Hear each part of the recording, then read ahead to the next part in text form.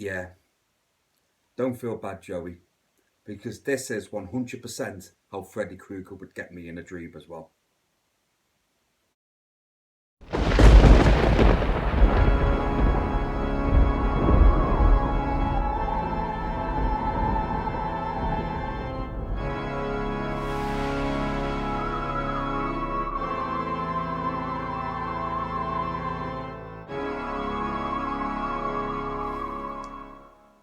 Hey guys, how is it all going?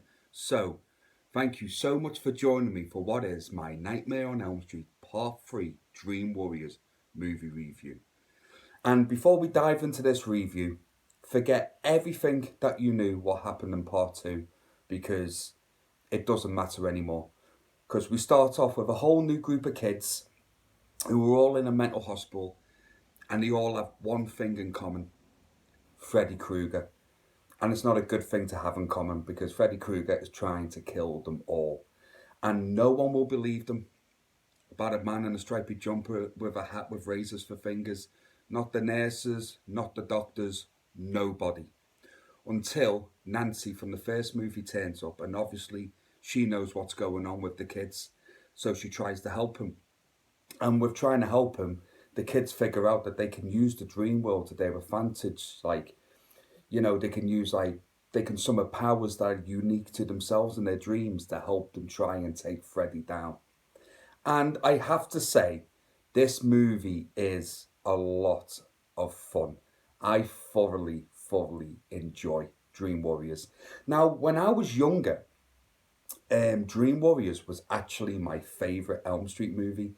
And it was my favourite for a while until like the last kind of few years, I think. And then it kind of cemented it more now with like rewatching them for you guys. It's not my favourite anymore. I still really do enjoy this movie. There's a lot to love, and I completely understand why this is a lot of people's favourite Elm Street movie because it was mine for a long time. But just over the years, I've just slightly preferred the original and now part two, surprisingly, to the third one. But when I'm saying that, guys, it's not like it's a big gap between them all because it really isn't. It's literally like this. There's not much in it. What I will say about part three though is it doesn't really feel like a horror movie. Part three. I know that sounds daft because we're talking about A Nightmare on Elm Street, but when you compare it to the first two, they like the first one really scared the piss out of me when I was a kid. And I watched the third one when I was quite young. I think I must have been maybe 9 or 10, around that kind of age. But it never creeped me out. It never scared me. I've always found the third one is like more of like kind of a fantasy adventure movie, especially with the Dream Warriors, especially when they go into the dream and they've all got their own powers. It kind of becomes like a bit of a fantasy kind of movie for me, with horror elements in it for sure. I mean, they're all creepy moments in this movie because it's an Elm Street movie, but I don't find it scary at all. But there's some great things in this movie, and notably the Dream Warriors. I think it's a great cast. I think it's a very interesting bunch of characters. And like I say, they all have their own unique powers in their dream. And it's so cool to see. And it was so cool to when they're going into the dream and they're trying to take on Freddy, which you haven't really seen before. And I really do like that element of this movie. I think all the characters are great. They're all unique in their own way. And all the actors and actresses did a fantastic job with them. I thought they were really good. I really did. It was cool seeing Nancy back in this movie as well. It was cool seeing John Saxon come back as Nancy's dad. Um, Everyone did a really great job in this movie. All the acting is really good. And I was surprised. I completely forgot that Lawrence Fishburne is in this movie. Completely forgot about that. And I've seen this movie a lot over the years. And then when I was rewatching it for you guys, I was like, that's Lawrence Fishburne. Anywho, Yeah, well, I thought I'd just mention that anyway. But I tell you one thing I do enjoy in this movie as well, guys, is, and I've liked them in the other two movies as well, is like the dream world. But I really do like it in Dream Warriors. Like, it's just, I don't know. It just feels more kind of, oh, what's the word I'm looking for? Like, dreamy.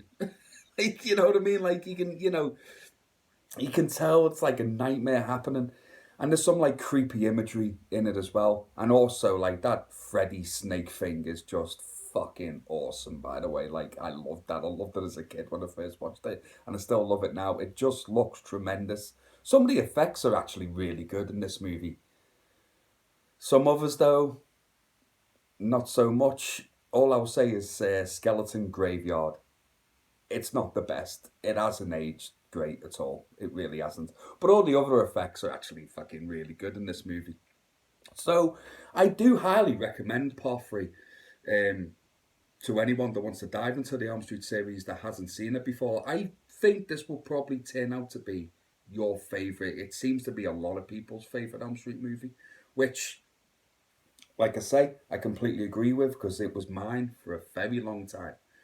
But I don't know whether this is really a negative.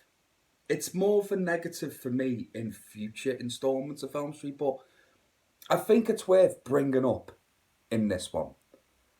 And it's Freddy Krueger himself. Now, I think Robert Englund is fantastic as Freddy Krueger. I will never, ever, ever say a bad word about Robert Englund as Freddy Krueger, ever, because he nails it in every movie. Even the really shit ones, right? He nails it. He's highly entertaining. But this is the first time in the series where Freddy becomes more like jokey. I don't want to say cheesy because it's not there yet, but more like jokey. He's not as dark and terrifying as he is in the first two, especially the second one, where I think that is the creepiest, darkest Freddy we have had so far and we will have throughout the series. It's just bordering on it right now. I think this is probably kind of the perfect mix of both that we get with Freddy in Dream Warriors. Now, if you were to ask me, would prefer Freddy darker in Part 3, like he was in the original in Part 2? Absolutely. And I think originally when Wes Craven wrote the script for this, that's what we were going to get. We weren't getting like a jokey Freddy. I think that happened in like rewrites of the script, in which I was surprised to find out that Frank Darabont actually helped write the script for Dream Warriors. I never had a clue. I didn't even know that was a thing. So that was actually cool to find out, just like, sidetracking a little bit. But I would have loved to have seen like the Freddy from like Part 1, Part 2 here.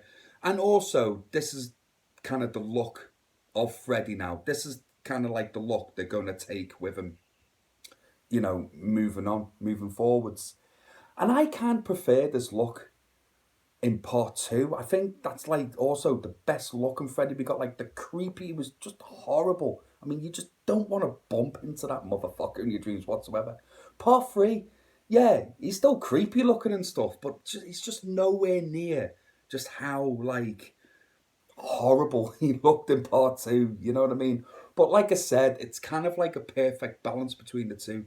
But Robert Englund kills it, absolutely kills it, and we see a lot more of Freddy. He has a lot more screen time in Part 3 because obviously he's becoming like a real popular character now. Like you wouldn't believe just how popular Freddy Krueger would become in the 80s and like very early 90s. I mean, I even remember in the 80s as a kid having a Freddy Krueger like kind of like a water ball thing, like a head of Freddy, and also like a head of Jason as well. You just filled it with water and you just like squirted the water out. I mean, I had that at like 6 or 7 years old. So, hey, it was the 80s.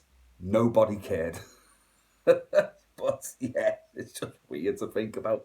But yeah, guys, it's not really a negative. It's not a negative towards the movie. It's all about Freddy. But thought it was worth mentioning in this review. I mean, I will dive into it a lot more in part 4. Yeah. But anyway, we're not talking about part 4 just yet. Well, that's for the future. Right? We're talking about part 3. And I highly recommend part 3. I really do. So I'm going to give it the same score that I gave part 2. Actually, I'm going to give it a 4.5 out of 5. I think you will love it. It's highly entertaining. And like I say, it's not scary. I don't find this one scary. It's not like the other two that have come before, but it's definitely highly entertaining and it's highly, highly worth your time. So, guys, what do you think of A Nightmare on Elm Street Part 3 Dream Warriors? Is it your favourite Elm Street movie? Do you agree with me? Did you used to like it, but it's kind of moved down the list a little bit now and you prefer another Elm Street movie? Could be the original, could be second. You could like Part 4, Part 5, Freddy's Dead. Whatever it is, guys, just leave a comment below and let me know. It is absolutely always, always a pleasure hearing from you. And, as always, please, take care of yourselves and each other, and I will see you again real soon. Take care, guys. Goodbye now.